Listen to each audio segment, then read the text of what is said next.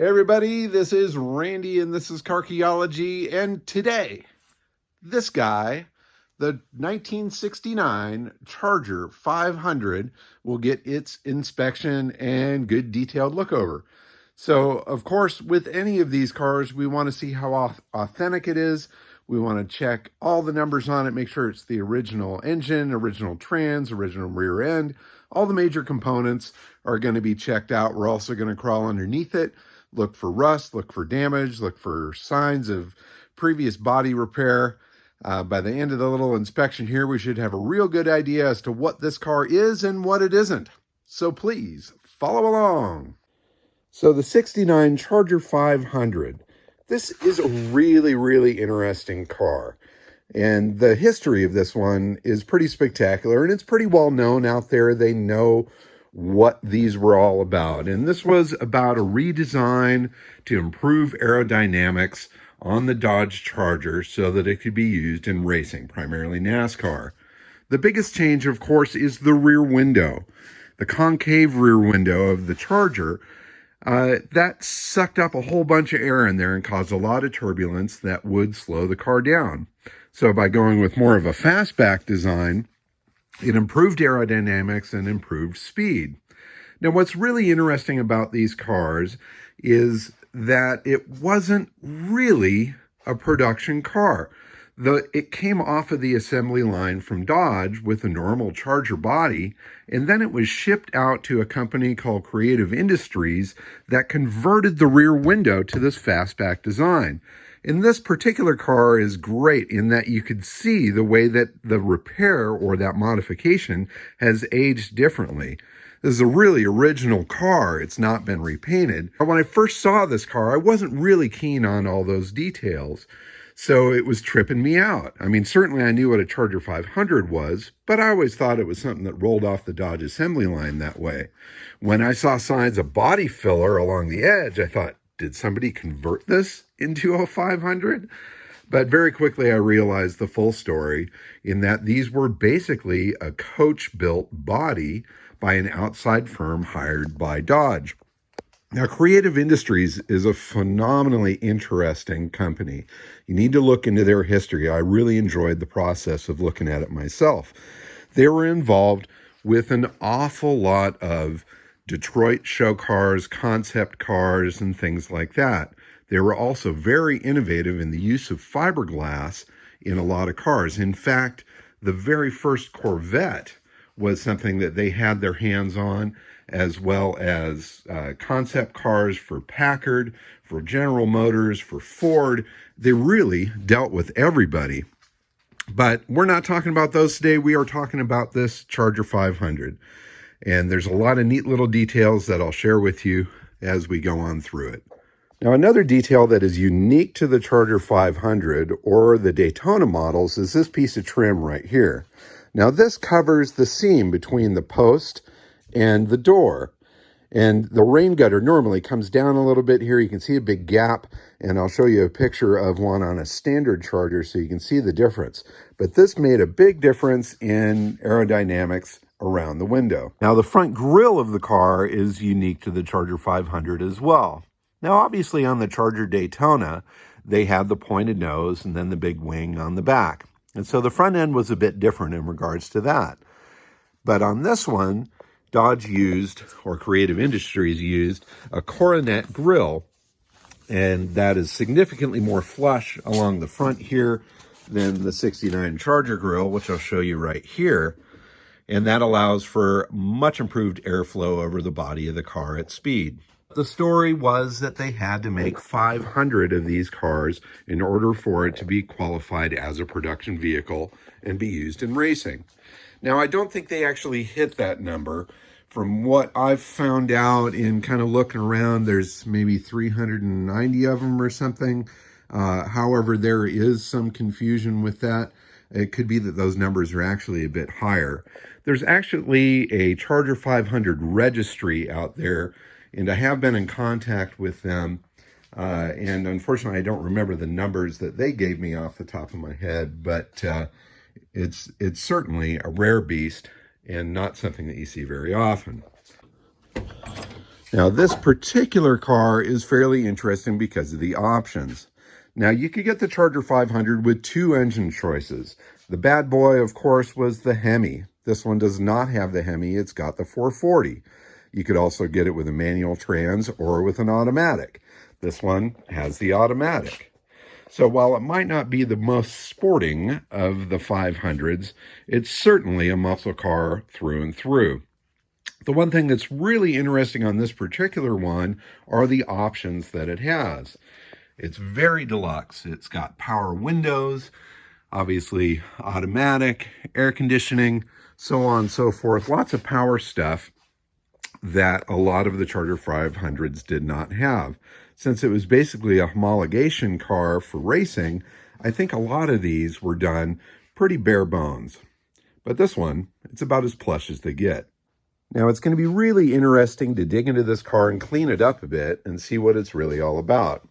Obviously, we've got some paint issues here with things flaking off of it, but I have a feeling that once we pull these seat covers off these seats, do a little vacuuming in here, pull the junk out of the back, and maybe even give this body a bit of a polish, this car's really, really going to shine. Now, the trunk lid on the Charger 500 is significantly shorter than that of the regular Charger, and that's all because of this fastback window plug that they added in there. And if you look real close, you can see down in there where it was cut, you can see how it was blended together. You can see how this piece was added here for the trunk hinge support, and it's kind of cool to see the way they did that. And again, this was a low production car. These were cars that were modified by this outside firm for Dodge. So I'm sure if this went into general production, they would have made pieces specifically for it. But when you're just cranking out a few hundred of them so that you can go play on the racetrack, you do what you got to do. And the one thing that's really fun is this particular car looks like it has always been in Arizona. This is the original dealer sticker that's still on the trunk lid from Bill Breck Dodge in Tucson. So this car remained in Tucson its whole life, as far as we can tell. This is also the only car of the batch that was actually stored indoors. You know, the Hemi, the Shelby, the Coronet RT, all of that stuff sat outside in Mark's yard, while this one took a spot in the home garage. Now, granted, it was covered with junk, but it was protected from the sun. And so as a result, this one is by far the cleanest of the collection. All right, so I got my buddy Mike here again to help me out because he's much more the Mopar brain than I am. And we're going to decode the fender tag here and see what sort of options this thing has. And I've already been in there to kind of clean the numbers off so we could read them because they were covered in rat shit like everything from this collection. So what do you got? Well, I mean, basically, I guess starting, it's an XS code, which would typically be Charger RT or an early Charger 500. Some kind of weird ones. It shows transverse stripes deleted, so it shouldn't have had stripes from the factory. Okay. But maybe that was because of the company that did the conversion to the 500. Right. Well, I know obviously when these things went to the factory or went to Creative Industries for the rear window, they had to paint that stuff. So maybe they did the stripe at the same time. That's why. Also shows A11 unknown top color is what I'm coming up with, which again, maybe because maybe they didn't finish the top or maybe they left it in prime or who knows. But no, that would make sense. I'm by no means an expert on 500s, and I think there's a lot of kind of clicky things to those. Yeah, definitely. And then it's a Y39, which is special order, which again, yeah, that makes sense. Most likely because it went to somewhere else to be worked on. And then aside from that, most of it's pretty straightforward. F8 green, 440, 375 horsepower, heavy duty automatic trans, which is a 727, F8 green interior. And let's see, console with wood grain panel, bucket seats, tinted glass, left-hand racing mirror, air conditioning with heater, hood-mounted turn signals, and that's pretty much it. It does show an AM radio, and it has an AM FM in it. Okay. So I don't know if maybe somebody swap that out at some point. Right, or that could even be swapped out at dealer level, I would Possibly, think. yeah, because it doesn't look as if it's ever been altered or anything, and it is a factory AM/FM radio in it. Right. So Cool. Well, now we'll dig in and see if the numbers on all this stuff matches what it should be. So there's a casting date number on the manifold. And we're going to look at that first because it's right up here on top. yeah, and it does look like it's a 66. Huh. So I mean, we could check that casting number and see. Again, it's not really a huge deal because it's just the intake, but you know, it's tough to say. I mean, maybe at some point somebody had a 6-pack on it. Yeah. Well, probably not with air conditioning, but No, probably not. But I mean, maybe it was swapped out, or maybe it had an aftermarket and somebody put it back to stock. It does have a Mallory distributor. Right, so. And the carburetor looks to be original. I can't quite get to the numbers, but it does look, it's a Carter AFB, so it's... So at least it's correct. So that might be an earlier manifold. Possibly. 26-inch radiator with air conditioning. And that would be correct for this car and probably the original one. Yeah. So we've got power steering, we've got cruise control, and then Mike just noticed that down underneath the battery tray, it actually has the vacuum canister that's normally for the hideaway headlights on the Charger. But of course, this is a 500 and it doesn't have hideaway headlights. So I don't think that does anything. Let's dig in the trunk and see what we got. There's something that's wrapped very carefully in an old army blanket, it looks like. Let's see what this is. Huh. Oh, fine. Just throw that anywhere.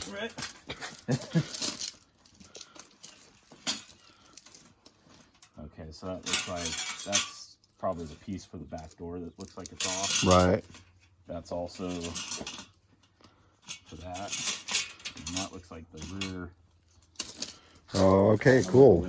Yeah, no, it is missing that rear window trim, so yeah, I think you're right. Bingo.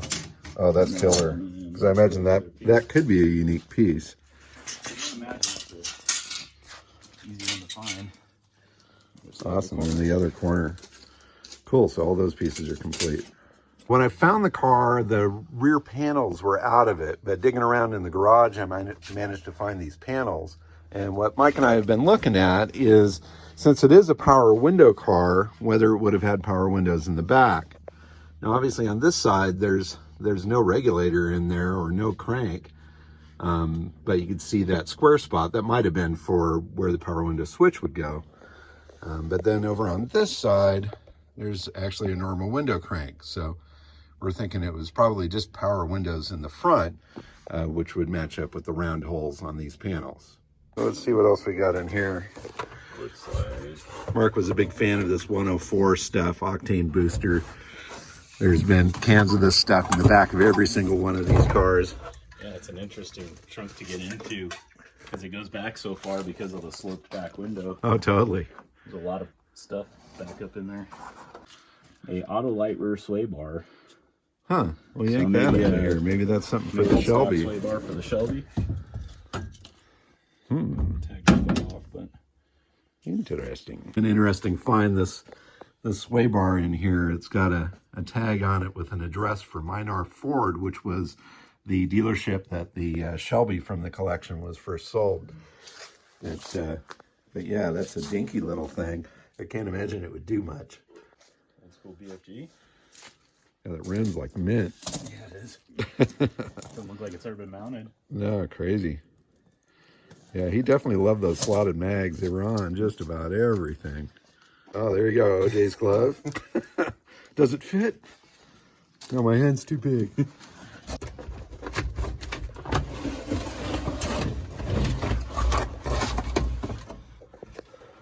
Huh.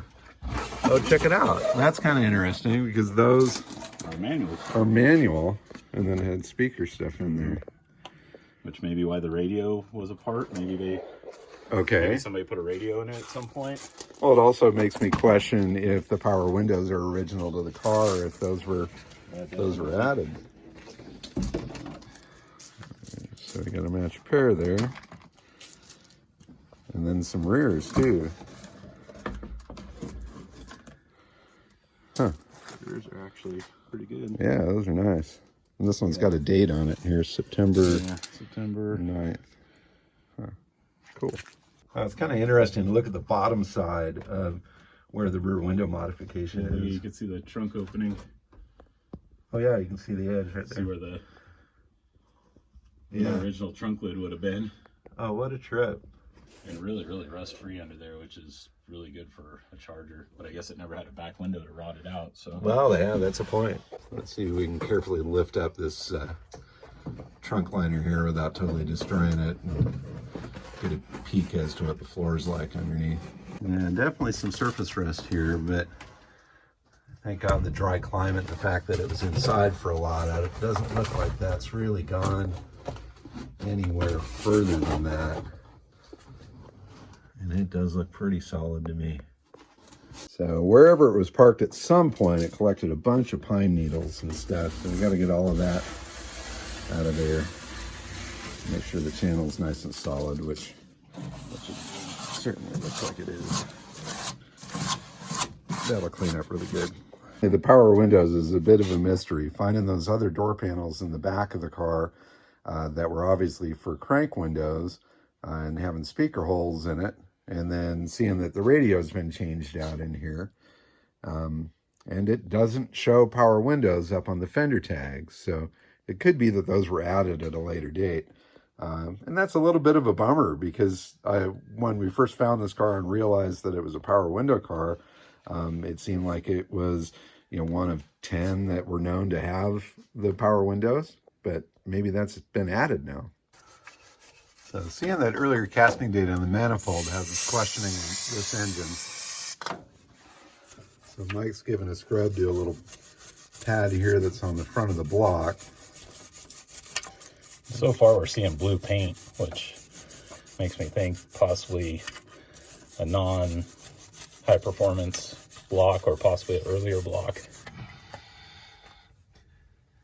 Yeah, C440. Which I'm pretty sure is a 66 block. So, damn. C is 67. So you have a 66 casting intake. Right. And I'm sure the blocks were a 67 model year. Which would make me wonder if maybe this could be the engine out of the Fury that was on the property. I mean, if he was swapping around stuff. Yeah, I don't know. But it might be worth looking at what block numbers are in that. Right. What other block numbers are there, because we know there's some blocks there. Well, it could be, yeah. The original engine for this thing could be sitting in there, but this one isn't it. Nope. Shit. Oh. Pad, so it's earlier. It's an earlier trans as well. So that's not original either. Damn. Let's see if we can get these old seat covers off of here and see if we have some good news underneath. Pretty good so far. Oh, heck yeah. Man. Wow. Check that action out. Doesn't get much better than that. Holy crap. You think that's original? It looks it. It looks like it, yeah. Wow. Give that a quick dust off.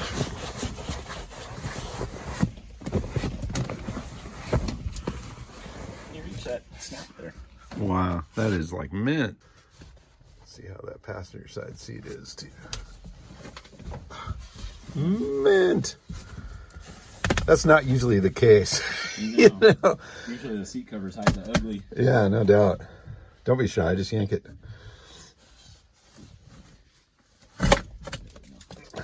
Incredible. Wow, that back seat is like perfect too. Even the headliner in this thing is nice. All right, so let's get that seat out and see what treasures lie beneath.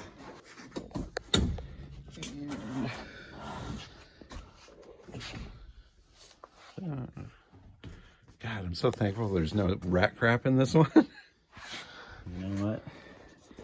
I think it has been reupholstered. You think so? Yeah, look at that. So that doesn't look right. Looks huh? like basic vinyl. Oh. Well, that would explain why they look so awesome. They did a nice job on it. Oh, yeah. It looks just, we do have really nice floorboards. Wow, the floors look amazing in this thing. Incredible.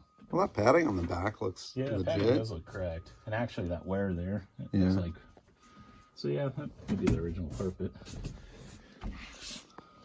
The jury's still out on the seats, whether they've been redone or not, but they sure look awesome.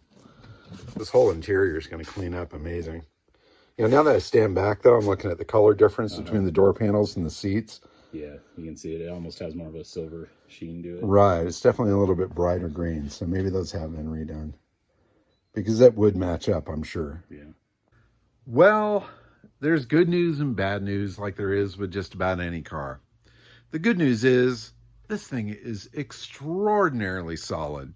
When we peeled back the carpets and saw that shiny original paint on the floors, that is insane. When we peeled off the seat covers and saw how perfect the seats are, totally awesome.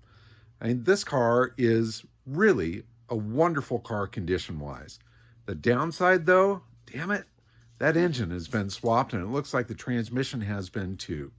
Now, there's a chance that those original numbers matching pieces are still at the house, and we're going to look into that to see if they're there, because that'll certainly add some value to it. But as it is right now, we've got a couple things that don't line up. But what we do have is a really neat car, and it's going to be fun to take this to the next step. This car being as nice as it is, I'm going to go in a little bit deeper, do some work on this car, and try to bring it back to life, both physically, make it run right, and cosmetically, make it look right. And I can't wait. I've got my wax there on the fender. I'm going to hit it and start that process, and I'll post another video of the cleanup of this amazing 1969 Charger 500 soon. Thanks very much for watching. Please subscribe, and thanks again so much for following along with this muscle car horde. It has been a fantastic experience for me. Bye-bye.